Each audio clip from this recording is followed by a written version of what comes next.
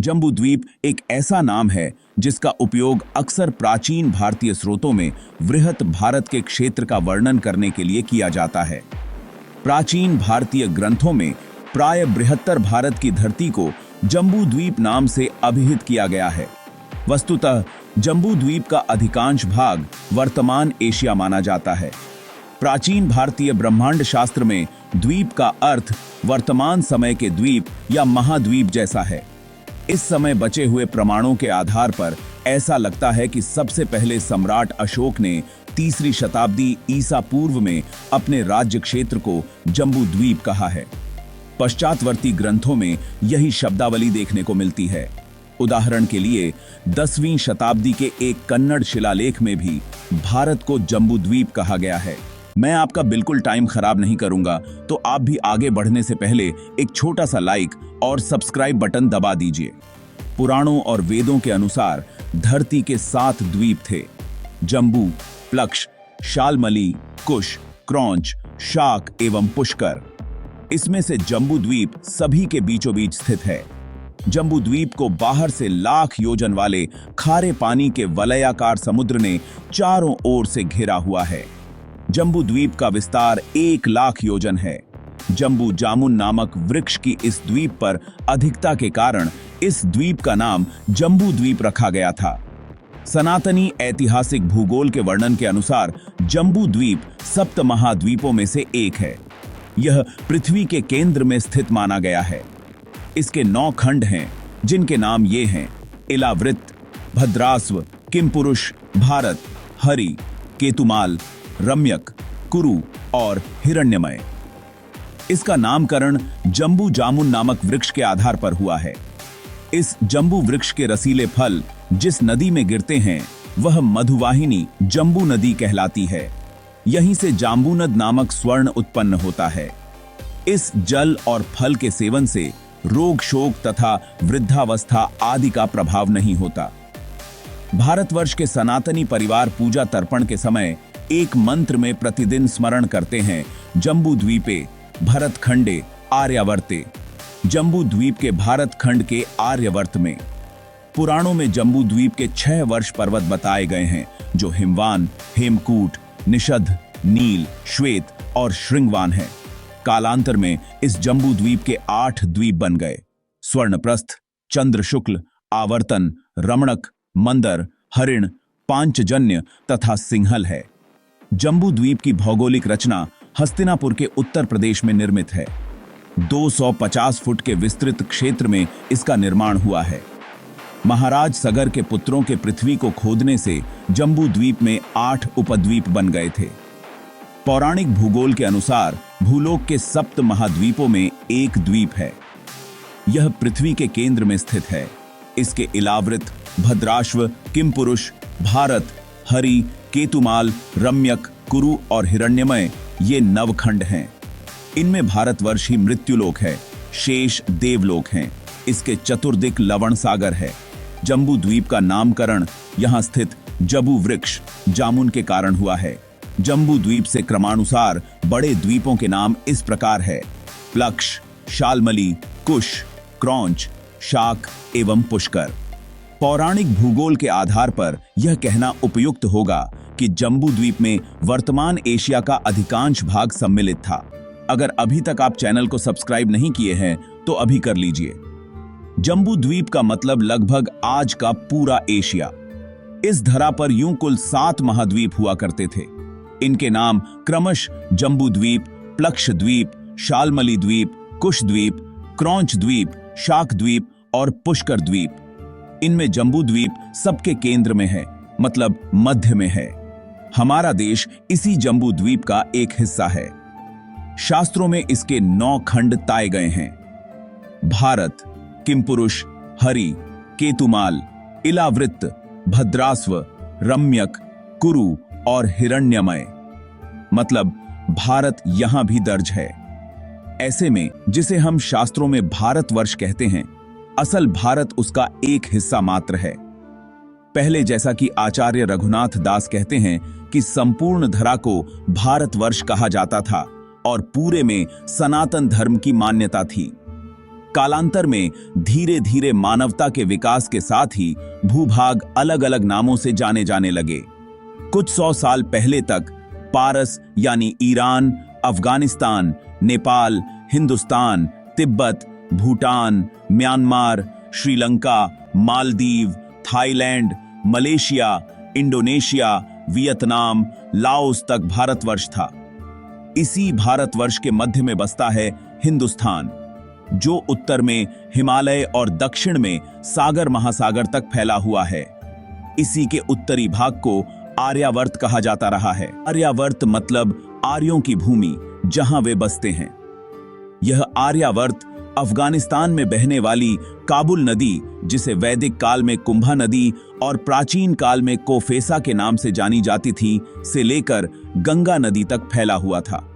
इसलिए यह मानना कि आर्य कहीं बाहर से आए थे पूरा सच नहीं है। इस तरह हमने अभी तक भारत के अनेक नामों यथा भारतवर्ष, जम्बूद्वीप, हिंदुस्तान, भारत, आर्यावर्त आदि के बारे में जाना। पौराणिक तथ्यों के आधार पर पूरी पृथ्वी भारतवर्ष हुआ करती थी। इसके 7 द्वीप ऊपर बताए गए हैं, लेकिन ये द्वीप आज के द्वीप की परिभाषा से अलग मायने रखते हैं। श्रीमद्भागवत के 5वें स्कंद के 19 और 20वें अध्याय में भी इसकी चर्चा मिलती है।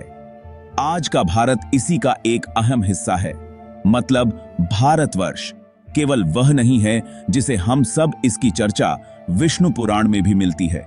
कहा जाता है कि इसके नामकरण का आधार जामुन का पेड़ थे।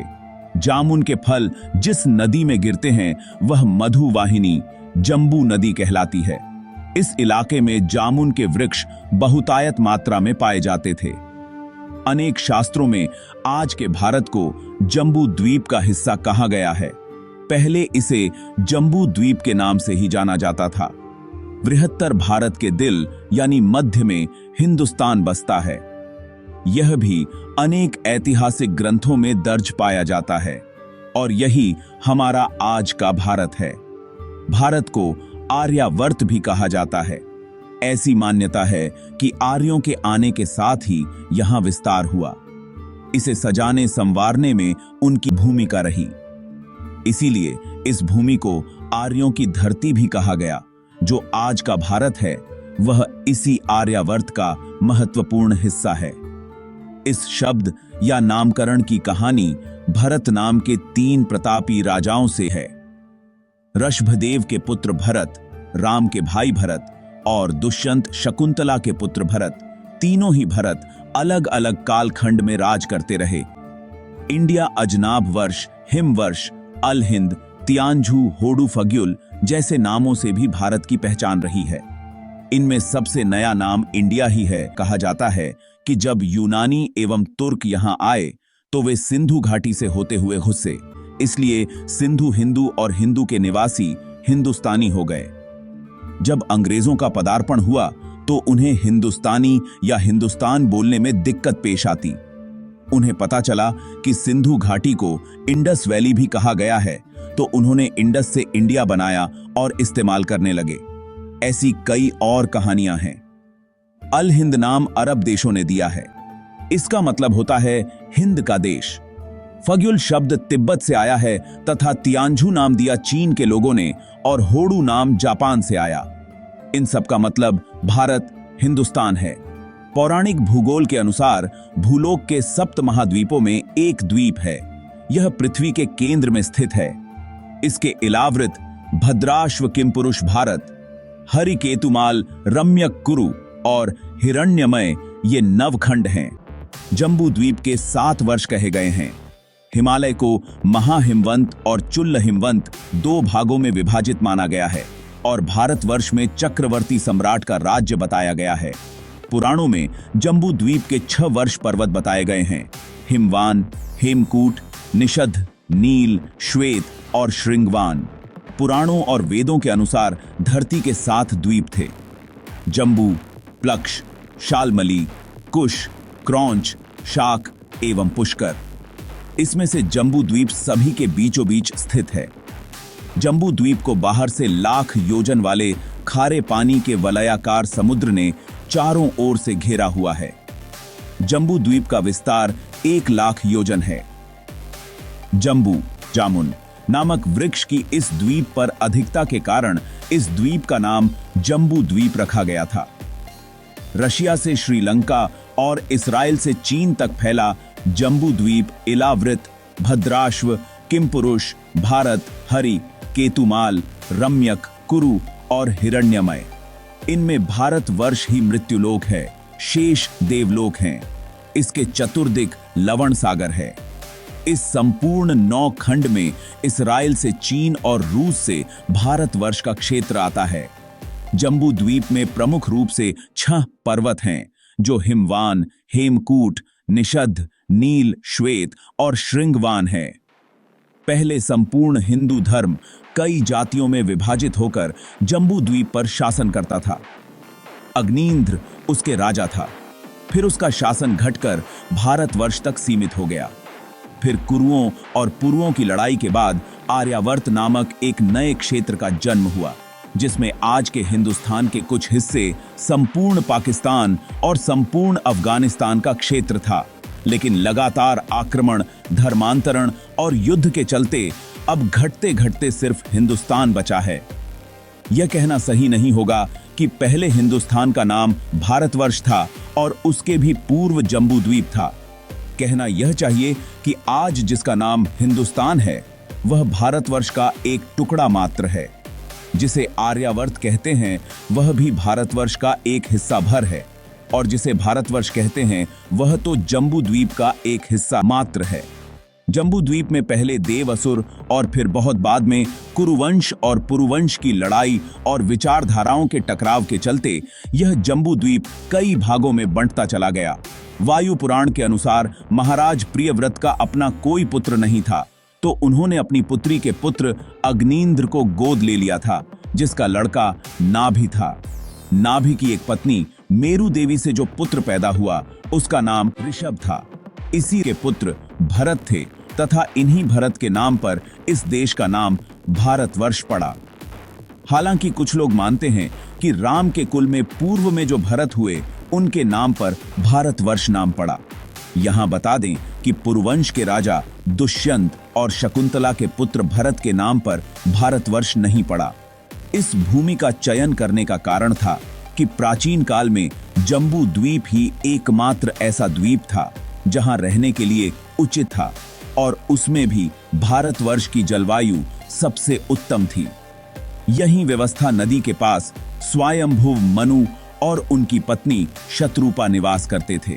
राजा प्रियव्रत ने अपनी पुत्री के 10 पुत्रों में से 7 को संपूर्ण धरती के 7 महाद्वीपों का राजा बनाया दिया था और अग्निंद्र को जम्बू द्वीप का राजा बना दिया था। इस प्रकार राजा भरत ने जो क्षेत्र अपने पुत्र सुमति को दिया वह भारतवर्ष कहलाया। भारतवर्ष अर्थात भरत राजा का क्षेत्र। यहीं पर भरतों की लड़ाई उनके ही कुल के अन्य समुदाय से हुई थी, जिसे दशराज्य के युद्ध के नाम से जाना जाता है, जिसका वर्णन वेदों में है। अभी तक आप चैनल को सब्सक्राइब कर ही लिए होंगे, अगर नहीं किए हैं तो अभी कर लीजिए। जब भी मुंडन, विवाह आदि मंगल कार्यों में मंत्र पढ़े जाते हैं तो उसमें संकल्प की शुरुआत में इसका जिक्र आता है। जो जम्बू द्वीपे भारत खंडे आर्याव्रत मंत्र पढ़ा जाता है, इनमें जम्बू द्वीप आज के यूरेशिया के लिए प्रयुक्त किया गया है।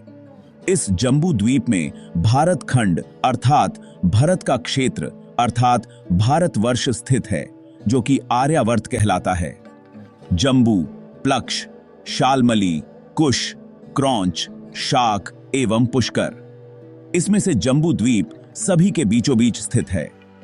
जम्बू द्वीप को बाहर से लाख योजन वाले खारे पानी के वलयाकार समुद्र ने चारों ओर से घेरा हुआ है।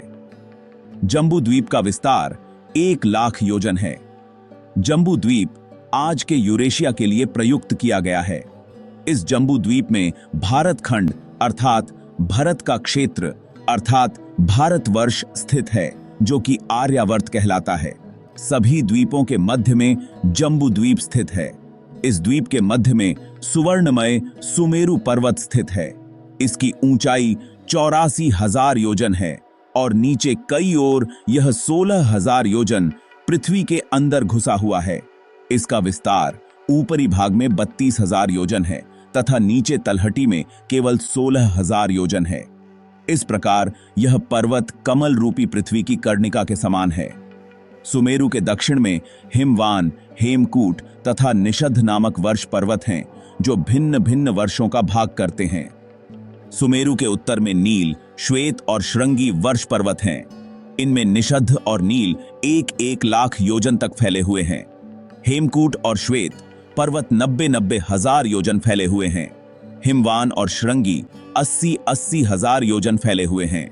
मेरु पर्वत के दक्षिण में पहला वर्ष भारतवर्ष कहलाता है, दूसरा किमपुरुष वर्ष तथा तीसरा हरिवर्ष है। इसके दक्षिण में रम्यक वर्ष, हिरण्यमय वर्ष और तीसरा उत्तर कुरु वर्ष है। उत्तर कुरु वर्ष द्वीप मंडल की सीमा पार होने के कारण भारतवर्ष के समान धनुषाकार है। इन सबों का विस्तार 9,000 योजन प्रतिवर्ष है। इन सब के मध्य में इलावृत वर्ष है, जो कि सुमेरु पर्वत के चारों ओर 9,000 योजन फैला हुआ है। एवं इसके चारों ओर 4 पर्वत हैं, जो कि ईश्वरीकृत कीलियां हैं, जो कि सुमेरु को धारण करती हैं। ये सभी पर्वत पूर्व में मंदराचल, दक्षिण में गंधमादन, पश्चिम में विपुल और उत्तर में सुपार्श्व है। ये सभी 10-10 हजार योजन ऊंचे हैं। इन पर्वतों पर ध्वजाओं समान क्रमशः कदम्ब, जंबू, पीपल और वट वृक्ष हैं। इनमें जंबू वृक्ष सबसे बड़ा होने के कारण इस द्वीप का नाम जंबू द्वीप पड़ा है। यहां से जंबू नद नामक नदी बहती है। उसका जल का पान करने से बुढ़ापा अथवा इंद्रिय क्षय नहीं होता। उसके किनारे की मृत्तिका, मिट्टी, रस से मिल जाने के कारण सूखने पर जंबू नद नामक सुवर्ण बनकर सिद्ध पुरुषों का आभूषण बनती है। अगर ये वीडियो आपको अच्छी लगी है तो चैनल को लाइक, सब्सक्राइब और शेयर जरूर कर दीजिए। एक छोटा सा सब्सक्राइब बटन दबाकर हमें प्रेरित करें, ताकि हम और भी बेहतर कंटेंट बना सकें। आपका एक सब्सक्राइब हमारे लिए बहुत मायने रखता है। धन्यवाद।